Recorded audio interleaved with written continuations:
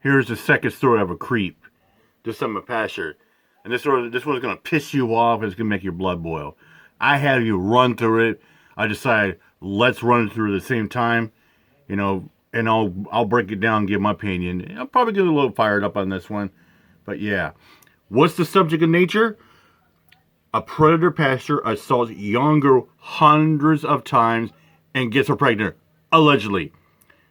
Pastor accusing praying a child and her having his baby. Wow, what the fuck? See? I'm already fucking pissed on it. I hate me start the video up. Let's go. A bishop, according to allegations, engaged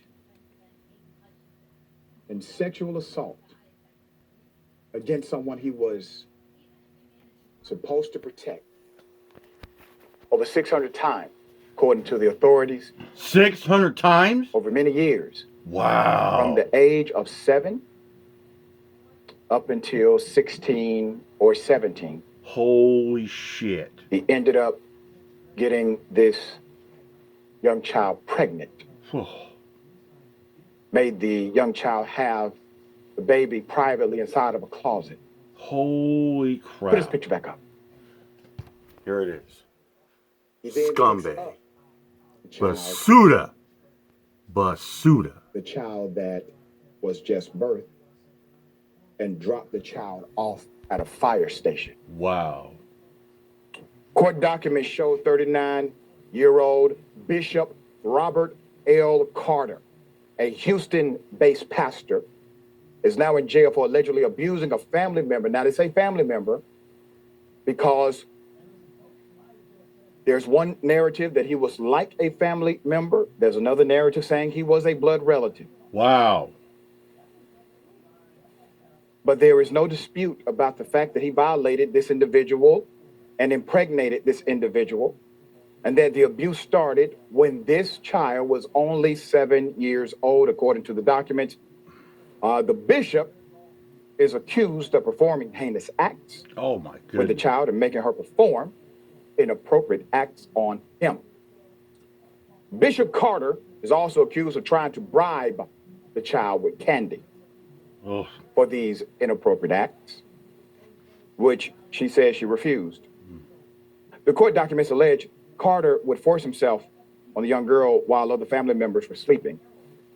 The abuse went on for years, according to the documents. The victim estimates she was abused by Carter hundreds of times, becoming an almost daily occurrence.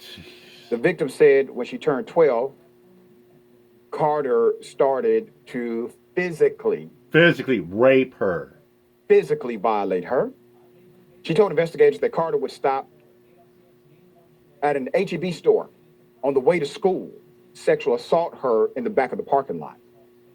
Investigators said in the court documents that the victim told them Carter would take her to a church he worked at in Sunnyside to physically rape her, sexually assault her there at the church.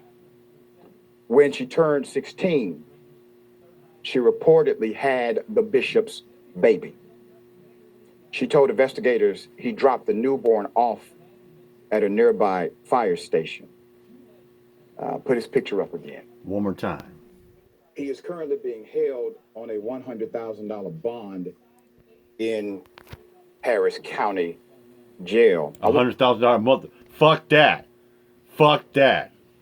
Motherfucker should be fucking held without bail, without bond, for the most fucked up, disgusting, heinous, ludicrous, lewd, infurious acts he did to that girl for a decade. $100,000? Fuck that. If I was a judge, I would say, take this motherfucker back on the cell, let him rot until the next court hearing. No bond. Bond revoked. I want to keep this picture up. You see, that's the devil. That is literally the devil, ladies and gentlemen. That is evil personified. That there, where you saw that guy, you see it there. You saw that is the devil. That is the most deplorable, disgusting human being out there. One of the worst, the sickest of the sickest, the creepiest of the creeps. It's like this. I have an empty beer can. You hear that? I value that empty beer can a lot more than I would ever value this fucking disgusting, grimy piece of shit basura. He decided to live a lifestyle adverse to the very thing he proclaimed to be a protector. He engaged according to the allegations and according to the evidence. He engaged in extreme criminal sexual assault against a baby. Yep. And we remember about 6, 7 months ago, I did one story that I can think about. And some of you probably thinking, is there any stories that you've probably done or ever anything like that that's remotely could compare like that? Yes, there was one. It was a police officer, a chief, and it was a little girl's uncle. They did the most disgusting fucking shit that you can even imagine to a little girl from the ages of 4 to 11, making her perform oral, making her do intercourse and anal sex, making her do lewd, disgusting acts. So that is the one story I did. You have to go way back there. If you type in a police chief and the girl's uncle, yeah, it's that bad. That bad. And continued that assault. She is now 20 years of age. She's now 20. 20. Her identity obviously is being withheld because Good. she is a victim. Exactly. And that is the exact thing about victims out there, especially rape victims out there. There's a reason why their identities are anonymous, is to protect them. It's to protect the victims out there. But you get stupid losers out there, the fake poachers and these so-called child advocates. No, they want to throw the names and mothers and little children out there. Her dad went on local news. His face and identity was withheld because it would have exposed who she was by connection to him. Yes. According to the father, he did not know this was happening. Nobody in the family saw this happening, according to them. There has already been significant psychological trauma based on the reporting of this story. I just want to say that this is the reason we have to be so very careful about who we trust our children around. Exactly. And let me bring up a statistic as well. Most of the molestation and rapes that happen to children out there are from somebody that trusts 90%, and I repeat that, 90% of the sexual molestation, rapes, children have to perform, take lewd, nude pictures for CP. 90% is from close proximity, like a family friend or someone close or someone they trust. And that's the problem. I mean, you look at the guy, he's the most outstanding guy, like it could be a pastor, a police officer, a priest, a basketball coach, the little league coach, or the batting coach like that, the mailman, the UPS driver.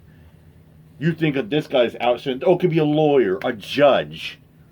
You name it, goes on and on. You think this guy's outstanding. He's got a flawless checkered record.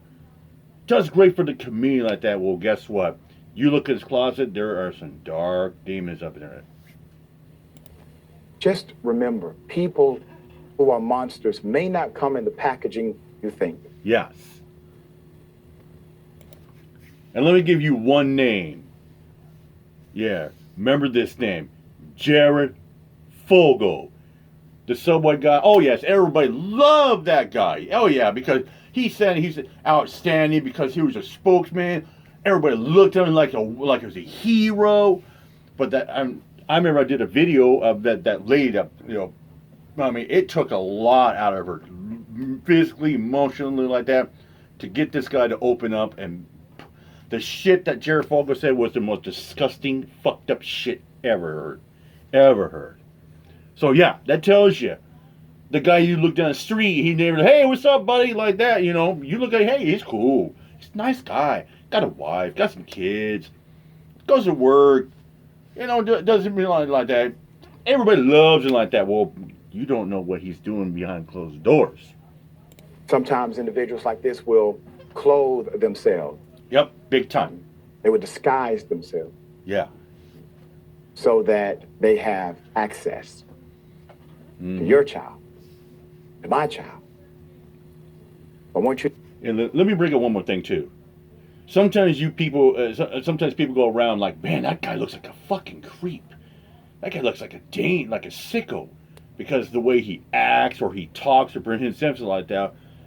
But behind the scenes, the guy that could be really the nicest guy. You know, he's a nice gentleman because he shoots out his mouth or he talks vulgar or foul. But you know, maybe deep down inside, the guy is a gentle cuddle bear. But it's like you look at the guy like, this guy's so awesome. He's a nice guy. But that guy could be the biggest fucking creep, sicko, pervert that you don't know until it's too late. To think about Yeah. this story, and will it create you distrusting someone you should have trusted? Possibly. Mm-hmm. Possibly. It may cause you to say no to your child when there's an opportunity for a sleepover. And your child may say, well, that's quite unfair. Possibly so. We live in a different world. Exactly. I will bring you updates as this case develops. Oh, I can't wait to. Very sad thing. Yeah, it really is. Really is. So it just makes you think. It really makes you think. You look at somebody and say, you know, just because how they present themselves, how they look, how they act, how they talk, you're gonna say, like, oh, that guy's such a big fucking creep, like that. But you never know. Looks can be very deceiving, ladies and gentlemen.